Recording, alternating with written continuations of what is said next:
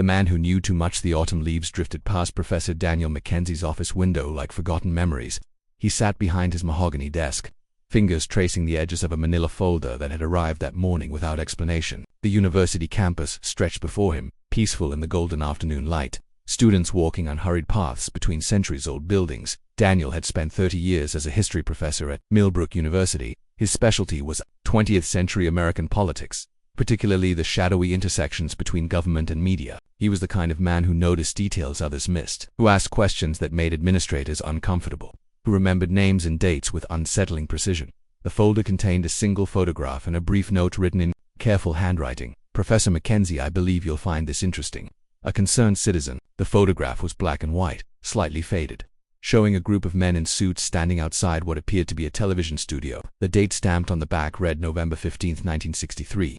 Daniel recognized the building immediately. It was the old CBS affiliate downtown, demolished 20 years ago. But it was the faces in the photograph that made his breath catch. One man stood slightly apart from the others, holding what looked like a briefcase. His face was familiar, though Daniel couldn't place it immediately. The man's expression was serious, almost troubled, as if he carried the weight of some terrible knowledge. Daniel reached for his magnifying glass, studying the photograph more carefully. In the background, barely visible, was a newspaper headline on a newsstand. "President returns from Dallas trip." The date meant this photograph was taken exactly 1 week before President Kennedy's assassination. As the afternoon faded into evening, Daniel found himself drawn deeper into the mystery. He pulled out his research files, cross-referencing faces, dates, and locations. The man with the briefcase gradually became clearer in his memory. Thomas Bradley, a former television producer who had disappeared from public life in late 1963. Daniel had encountered Bradley's name years ago while researching a book about media coverage of political events. Bradley had been known for his meticulous documentation, his attention to historical detail, and his tendency to ask uncomfortable questions. He had been working on a documentary about the relationship between news media and government agencies when he suddenly resigned from his position and vanished from the industry. The next morning, Daniel decided to visit the university archives. The basement was cool and quiet, filled with the musty smell of old paper and forgotten stories.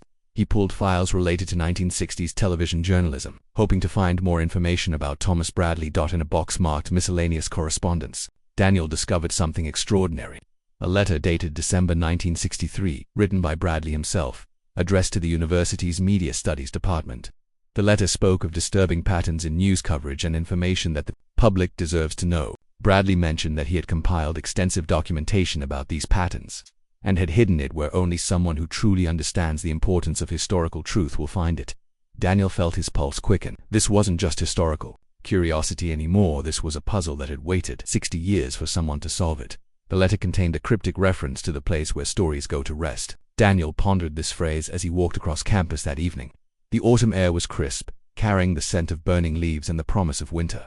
Students hurried past, focused on their own immediate concerns, unaware of the mystery unfolding in their midst. Then it struck him. The university's old journalism building had been renovated in the 1990s, but the basement archive room, the place where old newspapers and defunct publications were stored, had remained largely untouched. Local journalists had always called it the place where stories go to rest. The next morning, Daniel made his way to the journalism building. The basement archive was dimly lit, filled with shelves of yellowed newspapers and bound magazines. He searched methodically, looking for anything that might connect to Thomas Bradley or the mysterious photograph. Behind a stack of 1960s Life magazines, Daniel found it, a small metal box, carefully hidden and wrapped in oilcloth to protect it from moisture. Inside were dozens of photographs, detailed notes, and what appeared to be a complete documentary script titled The Watchers: How Television News Shapes American Democracy. As Daniel read through Bradley's materials, a picture emerged of a man who had discovered something that frightened him.